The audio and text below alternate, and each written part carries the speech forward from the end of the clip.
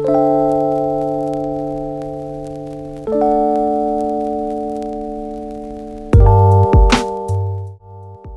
everyone, long time no see. Today I wanted to show you some of my favorite Hoyas and why I think they're the best.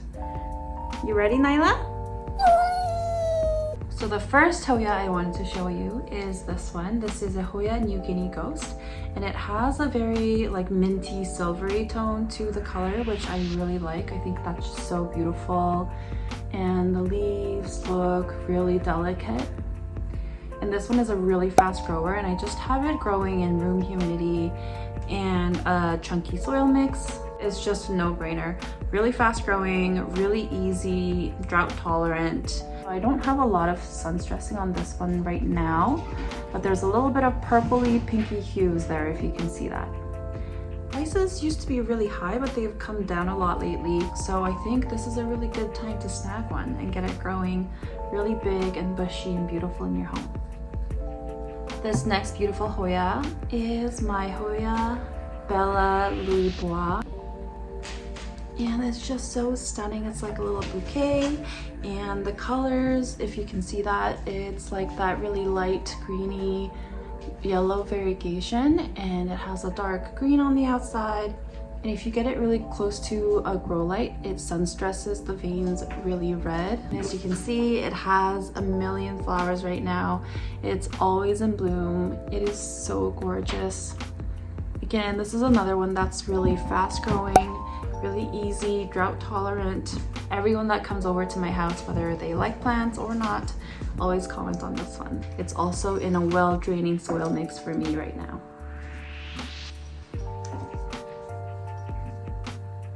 The next beautiful Hoya on my list is my Hoya Coriacia Silver. As you can see, it just has the most beautiful texture.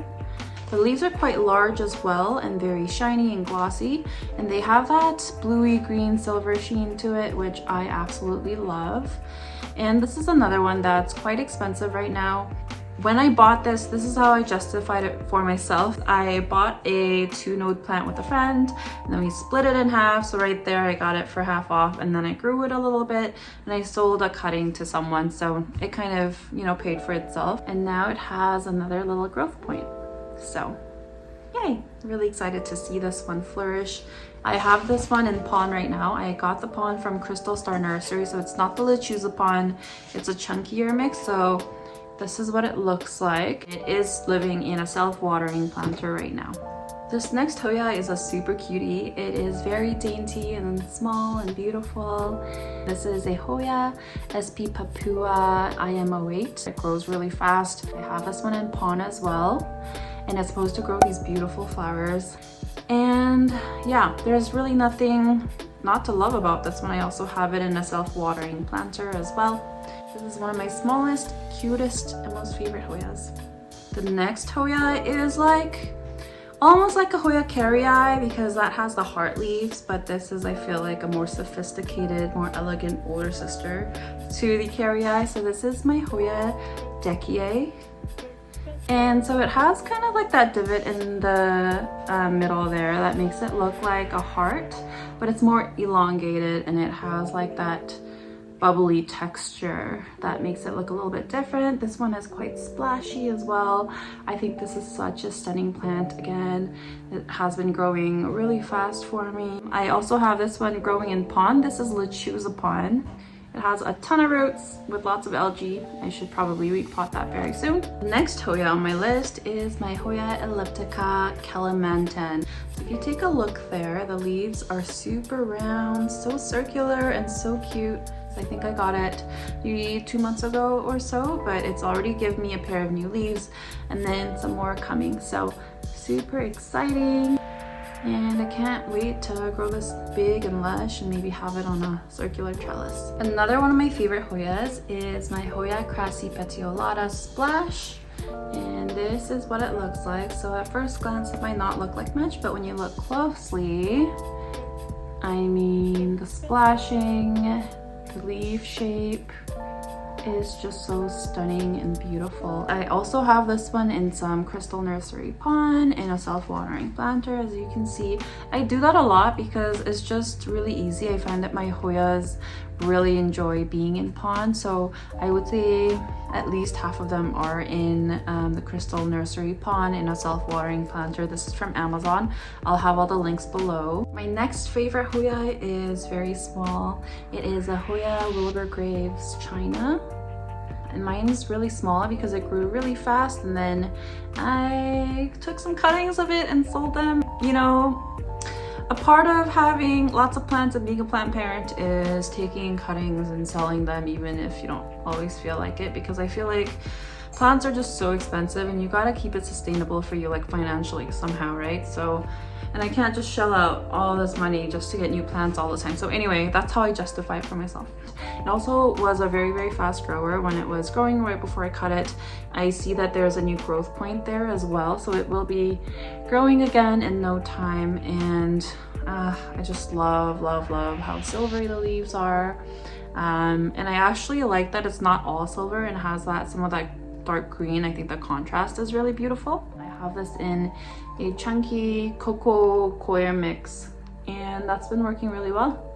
I find that Hoyas really like cocoa coir because the cocoa coir is so like fluffy and not as water retaining as soil, and so it's like more aerating. Another favorite Hoya of mine is a bit of a monster. So this one is a Hoya Polyneura Broglie Silver. It's quite giant, and when I first bought it, I think it had like 3 leaves or something, and they were really small. Ever since I started fertilizing regularly, it's been growing like crazy. So this is 2 different cuttings that I took from one plant. I love the shape of the leaves. I love how silvery it is. I love how easy it is and how fast it grows. Again, this is one that used to be quite expensive, but now have dropped a lot in price. So this is a good time to snatch them up, in my opinion. So my next Hoya doesn't look like much. It's very viney and not the most attractive, but hear me out. It used to have the most beautiful flowers and the most beautiful foliage and just grow really, really fast. And I recently took it out of the cabinet. So it used to be in high humidity, now it's just in room humidity. And it used to be in pond in a self-watering planter, and I moved it to soil. So that's a lot of changes in a short span of time, right? All at once. So I think it's just trying to adjust.